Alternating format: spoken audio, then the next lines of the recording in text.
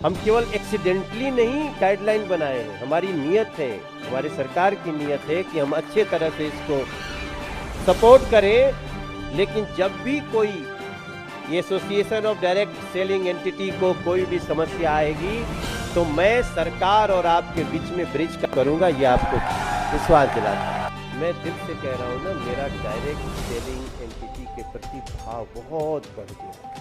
देखो हम लोग भी डायरेक्ट सेलिंग में ही हैं। भारत माता की, बैठ जाइए। मैं अपने आप को बहुत सौभाग्यशाली समझता हूँ, समझ रहा हूँ कि आज जब इस संस्था का जो all India direct selling entity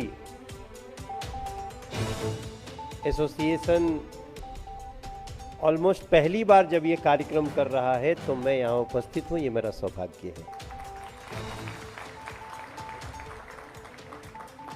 और यहाँ पे मंच पे उन 5 कंपनियों का जिनका आज एसोसिएशन है, मुख्य रूप से 5 कंपनियां हैं, AWPL, happy health India, shopnet India, दारजू 9 और रोब इंडिया। और ये सारी संस्थाएं आज अगर देश में अपनी पहचान बनाए हुए है, आत्मनिर्भरता की कहानी लिख रही हैं, तो इसमें जिनका सबसे बड़ा रोल होता है वो उनके अलग अलग अधिकारी, अलग अलग सदस्य। आप सभी को मैं अभिनंदन करता हूं, प्रणाम करता हूं, नमस्कार करता हूं। मुझे भी ये बात जानकारी में है कि ये डायरेक्ट सेलिंग एंटिटी को लेकर के इस एसोसिएशन के लिए बहुत सारी गाइडलाइन नहीं थी, इसके कारण बहुत प्रॉब्लम होती रही होगी। जब कोई गाइडलाइन ही नहीं है तो फिर कितनी समस्याएं हो सकती हैं, ये कहने की बात नहीं है। और ये तब हुआ जब मनोज तिवारी भी सांसद बन गया था, तो ये तो बहुत अच्छी बात है हमारे हिस्से में भी। और सबसे अच्छी बात यह है कि तब इसके मंत्री रामविलास पासवान जी थे और मैं उस संस्था का एक सांसद के रूप में, जो उसकी कमेटीज होती है, मैं उसमें सदस्य के रूप में काम देख रहा था। तो इसलिए आपने अगर प्रेम में भी बुला लिया कि नहीं मनोज तिवारी को बुलाना है, तो भी मेरा लीगल संबंध भी है, इसलिए मैं यहाँ पे उपस्थित हूँ।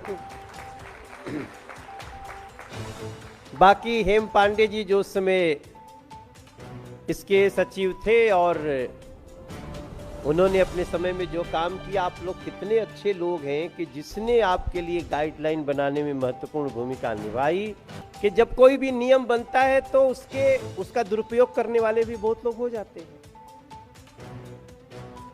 अब जैसे मैं एक राजनीतिक दल में हूं तो राजनीतिक दल बहुत है, तो बहुतों ने न्याय नहीं किया जनता के साथ। वरना जिसको लगातार 15 साल शासन करने को मिल जाए और उसकी नीयत में कोई खोट न हो तो क्या जनता कैसे उसको हटाती है। तो जैसे अलग अलग इसमें दोष नियम का नहीं है, इसमें दोष जो डायरेक्ट सेलिंग एंटिटी का नहीं है, इसमें दोष तो उन लोगों का हो सकता है जिनकी सोच में गड़बड़ी थी। तो मैं सच बताऊं, मैं सोचा यार मैंने पूछा ये सब लोग आपके, बोले सब आत्मनिर्भर हैं सभी अपनी अपनी जगह पे आत्मनिर्भर हैं। और फिर मैं कई ऐसे लोगों से मिल रहा हूं जो लोग अपना एक्सपीरियंस बताते हैं और बड़ी समानता है डायरेक्ट सेलिंग एंटिटी में और हमारे काम में। देखो हम लोग भी डायरेक्ट सेलिंग में ही हैं आप देखिए, हमें अपनी पार्टी के बारे में अपनी जब भी बात करते हैं तो हमें तो एक व्यक्ति जब दबाएगा ना तो सही जगह दबाए, तभी हमारा काम चलने वाला है। तो हम इस चीज को समझ सकते हैं। अब अगर हमने गलत ढंग से उसको बेवकूफ बना के दबवा दिया तो फिर कल गाली देगा। अगर हमने उसको सही वायदा किया और सही ढंग से उसको डिलीवर किया तो फिर उसके घरों में, उसके ड्राइंग रूम में हमारी आपकी तस्वीर लग सकती है कि इस संस्था ने इसका मैंने उपयोग किया, अच्छा पाया। तो आपकी प्रगति भी अच्छी है, आपके ऊपर लोगों का विश्वास भी बढ़ रहा है, और अब धीरे धीरे देखिए ना, सब कुछ होम डिलीवरी तक आते जा रहा है। उसी का दूसरा हिस्सा है ना कि आपको अपने गांव में बैठ के, आपको अपने मोहल्ले में बैठ के बेस्ट से बेस्ट चीज मिल जाए, वहीं के लोग समझा दें। नहीं तो एक समय था जबकि मेरा मूल गांव जो है वो बिहार में है, तो मेरे गांव से जो नजदीक का मार्केट होता था वो बनारस होता था। कितना दूर था? हमारे गांव से 75 किलोमीटर। हमारा गांव बिहार में और वाराणसी यूपी में, लेकिन हमें नहीं लगा कि बीच में कोई बॉर्डर है। हम लोग जब भी कोई त्योहार आता था, घर में फंक्शन होता था, तो हमें सामान खरीदने के लिए बनारस जाना पड़ता था। और मुझे याद है, मैं अपनी माँ के साथ, मैं अपने भैया के साथ कितना जगह घूमते थे, ये कहाँ मिलेगा, इसमें अच्छी से अच्छी चीज कहाँ मिलेगी।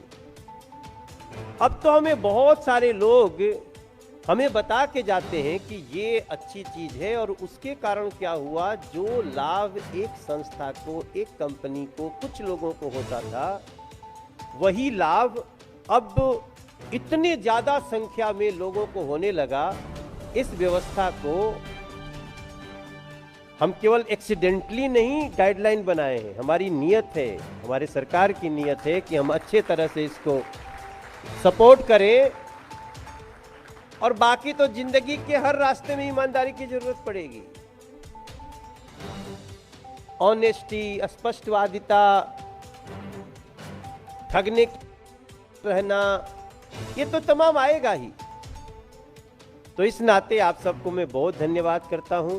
मैं देख रहा हूं कि एक एक लोग जो सदस्य हैं ना, वो भी इतना समृद्ध हो गए हैं।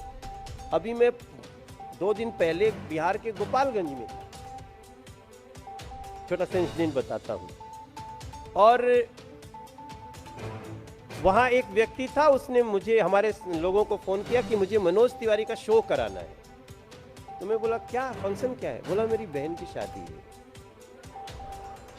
तो मैं सोचा यार गोपालगंज में कौन है, तो जो नाम आया हमको नहीं लगा कि ये कोई बहुत बड़ा जिस चर्चित आदमी हो, क्योंकि हम लोगों को बुलाने में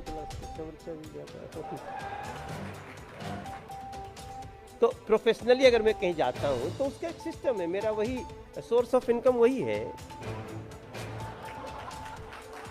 तो मैंने बाद में पूछा, मैंने उसको पूछा अपने लड़के को कि भाई कि कौन है यार जो मनोज तिवारी को अपनी बहन की शादी में बुलाने की हिम्मत कर रहा है।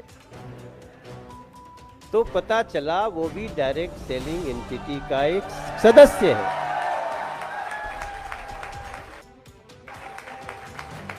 सर मैं दिल से बताऊं, अब मैं इधर बीच में जब से थोड़ा सांसद वांसद बन गया हूं, तो मैं बहुत सिलेक्टेड करता हूं, ताकि वहां ऐसा न हो जाए कि यार कोई भी दो पौआ लगा के कुछ भी बोल बाल दे, थोड़ा रिस्पेक्ट से हो। तो मैं ऐसा देखता रहता हूं। तो निश्चित रूप से थोड़ा सा हम लोग उसकी जो रेम्युनरेशन भी ऐसा रखते हैं कि सब कोई न बुला सके, कम जगह जाए। जब उसके गांव में गया मैं उसके फंक्शन में, तो अब गांव में लगा 25-30 हजार लोग भी जुटे हुए हैं। अब उसको गांव में बहुत लोग जानता नहीं था, क्योंकि तो नया नया सफल हुआ है। तो गांव वाले भी सोचते हैं कैसे इतना बड़ा आदमी हो गया। अब उनको नहीं पता था कि वो जिस संस्था से जुड़ा है कितनी ईमानदारी से अपने वो एकदम सामान्य शुरुआत जोड़ते हैं ना, वैसे आया कि वो ऊपर से तीसरे चौथे पांचवें पे आ गया। और उस कंपनी का हेड भी उस गांव में आया हुआ था। तो मुझे अच्छा, जब मैं उसके गांव में पहुंचा तो मैं उसके बारे में गांव वालों को, वो हमसे बोला कि भैया मेरे बारे में कि मैं ऐसे में कोई गलत आदमी नहीं हूं, मैंने मेहनत करके सब कुछ अर्न किया है। तो पांडे जी मैंने उसको उसे गांव में उसका परिचय दिया, और उसने हो गया वो कि उसने उसी दिन अनाउंस किया मैंने कहा कि तुम कुछ गांव के लोगों को भी जोड़ो इससे, तो 100-200 लोगों को काम मिल जाएगा। ये मेहनती जो होगा, जो स्किल्ड होगा, जो इसमें इंटरेस्टेड होगा, आएगा। तो उसने मेरे सामने घोषित कर दिया और मेरे सामने घोषणा किया कि मैं गांव में एक बहुत बड़ा मंदिर बनाऊंगा, एक बड़ा स्कूल बनाऊंगा। मैं दिल से कह रहा हूं ना, मेरा डायरेक्ट सेलिंग एंटिटी के प्रति भाव बहुत बढ़ गया।